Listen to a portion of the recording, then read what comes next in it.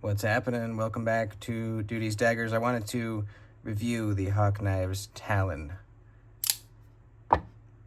It's an amazing knife. I really, really like it.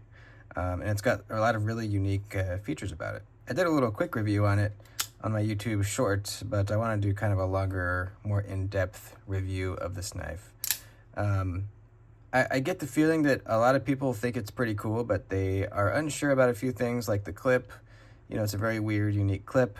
And I think people just kind of want to know more about it and how it is just carrying and using it, because I get the feeling that there's not a whole lot of people that are getting a Talon and carrying and using it at work, or, you know, using it above just, you know, babying it, which I have not been doing. I've not been babying it at all. I've been carrying it to work every day and using it just like I would any other knife. So that's my perspective on the knife. That's where my perspective is coming from as a guy that's really used it. Not for too long, about 2 weeks total. But yeah, I'm going to give you my thoughts so far. So, the Talon. If you don't know, the Hawk brothers make the Deadlock, which is an out-the-front knife, which is kind of what they're famous for, I guess. It's a completely rock-solid, zero blade play, out-the-front automatic knife. That's really good. I've never owned one. I've tried one. And I got to say, after owning this, I kind of want one. I'm not a super OTF sort of guy, but man, yeah, I after handling this, I kind of want a Deadlock. I mean, I really want a Deadlock. I probably will have one someday. Who knows? But this was an expensive knife. It was sort of a pre-order situation where you pay a deposit of $300, and then when the knife is done, you pay the rest of it. So it was around $950, somewhere around there, total. And I think the whole thing was right around 3 months. Not too bad. When I got the knife, it was a little off-center, and that was kind of a disappointment. If you saw my unboxing video, you saw that. So I reached out to them on Instagram, sent him a picture of the off-centered blade, and he said, "Oh, that sucks. You know, let me fix it." So I sent it back in. He fixed it, and I got it back. So it's perfectly centered now, just how it should be. So let's review this baby. The cut test is not out yet, but it will be soon. It cuts really, really nicely. Really, really well. It's got a deep hollow grind, really cool blade shape, but you guys will see that all in the cut test video. This video is more about kind of the cool details, and then just kind of how it is carrying and using the Talon. Let's do size comparisons first. Size comparisons first. How about some Demcos, the 20.5 and the 80/20? Let's do the McNeese Mac 2 and a Native 5. And then how about a CJRB Pyrite Warnie and a Vosteed Raccoon?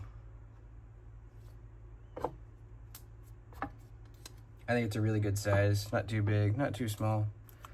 Blade length is about 3 1/4. Handle length about 4 1/2. So overall we got almost 8, like 7 7/8. I think it's a really good size. So some of the interesting features on this knife, we have the sort of spring clip, which is something that a lot of people are hesitant about. And I was too. I didn't know if I would like this at all.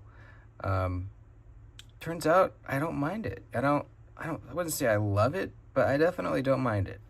And it kind of surprised myself. I really thought that this could kill the knife for me, but it really hasn't. And let me explain to you why. So this is sort of, it's like, you know, it's got a spring. It's not like a normal clip. You don't just slip it in your pocket. What you do is you pinch the top here, opens up the clip, you stick it down in your pocket, the seam goes up in here, and then you release it, and that sort of locks it in place in your pocket. Now, the reason I wasn't sure if I would like it is because it's really not deep carry at all. In fact, it's very not deep carry. Imagine this is your pocket seam. You got about that much knife sticking out of your pocket, which I don't usually like. And you can tell I've sort of banged up the clip already. And this is the reason I don't usually like knives being sticking out of my pocket this much, is because at my work, I'm a welder. I'm in a shop full of, metal things, and I'm always bumping up against stuff. I'm always, crawling under a truck or squeezing in a tight space or just bumping up against my metal fabrication table, and anything that's exposed gets banged up, which you can see has happened here. So it's not the end of the world. I don't really care, but it's kind of nice to have it down in my pocket where nothing can really bump and scrape up against it. So I thought that would be an issue, but really, actually, I don't mind it that much. I wish it was a little deeper. I really actually like this clip a lot. I do wish it was a little more deep carry, but I like this system for a couple of reasons. Number one, you can clip this into any pocket you want or anything you want. A lot of times, if I'm going for a walk, I'll wear like these, they're not really athletic shorts, but they're kind of like athletic sort of shorts, and they don't have pockets, so I always clip my knife in my pocket or in my waistband. And a lot of my knives don't work. They won't do that because the waistband is pretty wide, pretty thick. But this one is really easy because it gets, you can open it up pretty widely, and you just, clip it down in there. It doesn't matter. You can clip this on anything. Also, it's kind of nice. It doesn't tear up your pockets. You're not like dragging this over your pocket seam. You push and it releases, and then you pull it out. So there's nothing dragging and pulling and scraping on your pants. It's just kind of cool. It's kind of cool. I like being able to clip it on anything. So yeah, it definitely hasn't ruined the knife for me. I wish it was a little deeper carry, but surprisingly, I don't mind it at all. And thankfully, this whole knife has a really nice sort of a finish on it, sort of an acid wash. So it hides scratches really well. You almost can't tell that I've banged this up a lot. I can, because I know what it looked like before. And you probably can. You can see a scratch right there. But yeah, anyway, it hides scratches really nicely. So this is all titanium. This is carbon fiber. And there were a couple different color options on the carbon fiber. This is called the Black Sands version, which is it's just plain carbon fiber, no color. And we got this sort of big, fat back spacer here that's also a lanyard loop. And it's interesting because it's almost like, I don't know, it's just kind of cool how this back spacer sits so far up from the handle that it creates, if the handle did what the carbon fiber is doing, I don't think it'd be very comfortable. It gets very thin back here. But the fact that this back spacer stands up so tall makes it really comfortable in your hand. Just kind of a cool design.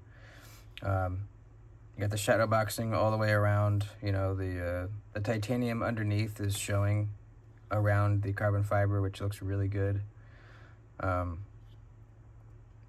It does have proprietary hardware, but it comes with a tool. So that could possibly be annoying to some people, it's not just a regular Torx. Doesn't matter to me because he gave you the tool for it, and I think it just looks cool. I think it wouldn't look quite as cool with a Torx, pivot. So another cool thing is the thumb studs are also the stops in both a closed and open position. So we got a little spot right there for them to sit down into in the open. Bam, clicks right there. And then in closed, you can see these little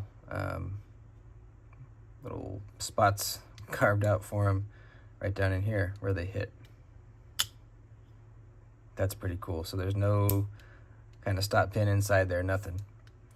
So the locking mechanism is called the Hawk Lock, and the D10 is called the, I guess it calls it a toggle D10, I think. But it's not your typical D10. It's not a D10 ball. I'm not sure exactly what's going on there. All I know is it feels really cool and it sounds really cool. So let's talk about the action, because I know that's what most people want to hear about probably.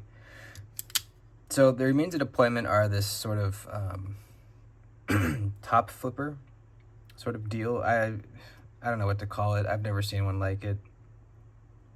But you also have these stops which act as thumb studs as well. Now they're better stops. They're better stops than they are thumb studs, I think. For me, it's a little hard to. It's not hard. It's not as easy as other thumb stud knives to flip. You can still do it for sure, but they're a little small and they're a little bit back behind. You know, they're kind of down below the surface of the scale here, and so your thumbs kind of has to dig in there to get behind it to be able to flip it. When I'm using this at work and I take it out of my pocket to cut something, I am 100% of the time using that because it's so much easier and quicker for me. It is so pleasurable to flip this, man. Oh gosh, I just love it. I've been sitting and fidgeting with this every single night that I've owned it, as I watch a movie in the evening. I've carried it all day at work, and when I get home from work, I sit on the couch and handle it some more because it's just so fun and sounds so good. So there is resistance here. You get to this point right here and you hear kind of a click,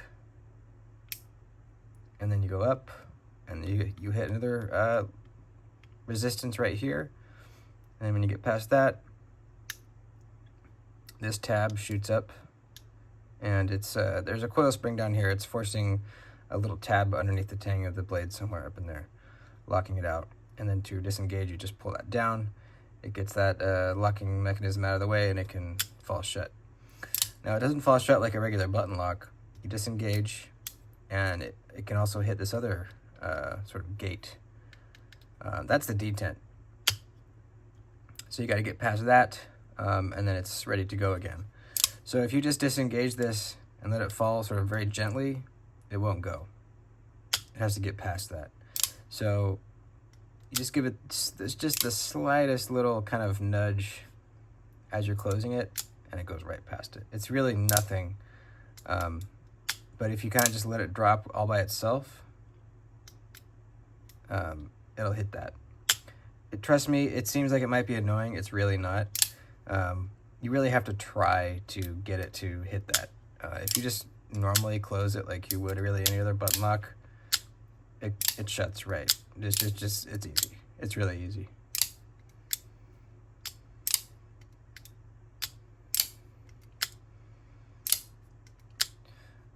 This jimping up here is excellent, very grippy. You can do it with your pointer finger. You can do it kind of with the side of your pointer finger. You can do it with your thumb. There's a lot of different ways you can do this. You can do reverse. I never do that, but it's kind of fun. Lefties, it'll be really easy too. Same thing, just hit the button with your index finger instead of your thumb. Really, really easy. The action is just fantastic. It's so much fun. You can fail this, but you really have to try. If you just grab it and pull it back, it's going to flip 100% of the time. Gosh, it's just so fun. So we have a sheep's foot blade with a pretty good amount of belly for a sheep's foot. Usually we see more of a straighter edge. We got nice belly here though, and that actually is very useful because when you're doing this sort of chopping motion down on a flat surface, that belly is really nice to have to kind of rock back on. But you still have that really low tip for utility cuts. It does great utility cutting. And this is just a very, very deep hollow grind. You can sort of tell looking from the top maybe, but it's deep. It's real deep. The sharpening trail is pretty good. There is separation from where it starts to get thick in the plunge grind. to where the edge termination is. I wish there was a little more room, or I wish that plunge grind was a little tighter radiused. But it's not bad. You'll be able to get a few sharpens out of this. You won't get a smile. I don't think. I haven't sharpened it yet. But it's not bad. Not bad at all. What else? I like how this backspacer sort of... do you see how it's sitting sort of... It's recessed into the liner here. And at the tip here, where it curves in, you can see the notches where it's set into the liners. I just think that area looks cool right there. And there's also a sort of trench carved out of that backspacer on the inside, where the sharpened edge sort of sits down in. You can see the end of it right there. And so the tip of the knife sits right at the end of that trench, you know, perfectly centered right in there. That looks cool. We do have some inscriptions on the inside here. We got a patent number. And then on the other side, it says Talon, Talon 2025, G&G Hawk M390. Right there. And that's the only markings that we have anywhere. Ergonomics are really good. It's sort of an interestingly shaped handle, and it really forms to your hand really nicely. This sort of dip right here just houses your thumb perfectly. I like how this, you know, what is the flipper when it's open, sort of comes out past the scale a little bit. I just think it looks cool. It's not like recessed back in there. This grip right here feels really nice. There's no real choke up per se, but you're pretty damn close to that edge, as is. So this feels really nice. There's a lot of jimping up here. Nice grippy jimping. I do feel the clip, but it's not a hot spot. I can feel that it's there, but it hasn't bothered me one bit as I'm cutting at all. And your hand is right here, at least my hand. Your hand could be larger, but my hand sort of stops right here, so it's at the thinner part of the clip. I'm not up here where it gets even thicker, but you know, you might have bigger hands than I do. But even if you did, holding it back here, it's really not a hot spot. You just feel that it's there. So the switch is really nice how they do this. It's sort of like the stepped pattern. It's really nice and grippy on your thumb. I haven't slipped off it once. It's just really easy to place your thumb on and pull down. You almost don't need to put very much downward pressure at all. It just sort of grabs your thumb. Real nice. I love it, man. I really, really like this knife. I wasn't sure at first, like I said, with the clip. I thought maybe it would be a little gimmicky or something, but no. The clip is fine.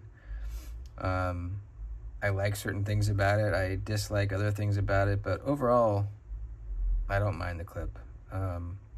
And the rest of the knife is so badass that whatever, you know, if I don't love the clip, the rest of the knife is just freaking awesome. So I'm totally fine with it. Yeah, completely, totally fine with it. What do you guys think? You think you'd be okay with this clip? Definitely took a little getting used to. I think the first couple of days I still wasn't sure. But I think after about a week was when I finally said, okay, I'm fine with this. I'm totally fine with this. And, you know, I guess it's a little easier to get at when you want to go take it out of your pocket, you know. The reason why some people don't like deep carry is because it's a little bit harder to get the knife out of your pocket. I've heard people say that.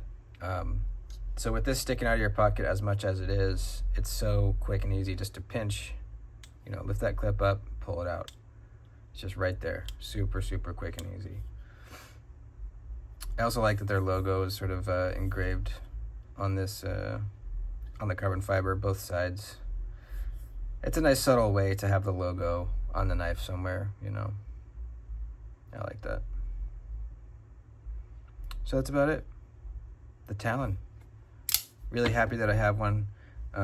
If you missed the drop or whatever, I do see them popping up on the secondary market. So you can get one on there. I wouldn't I mean, try not to pay more than $1,000. I mean, it depends on how bad you really want one. If you want one bad enough, you will. But yeah, just wait. Just wait a little bit. I think they'll come down probably. I think right around $1,000 is fair. That's it. Thanks for watching, dudes. Love you guys. See you next time.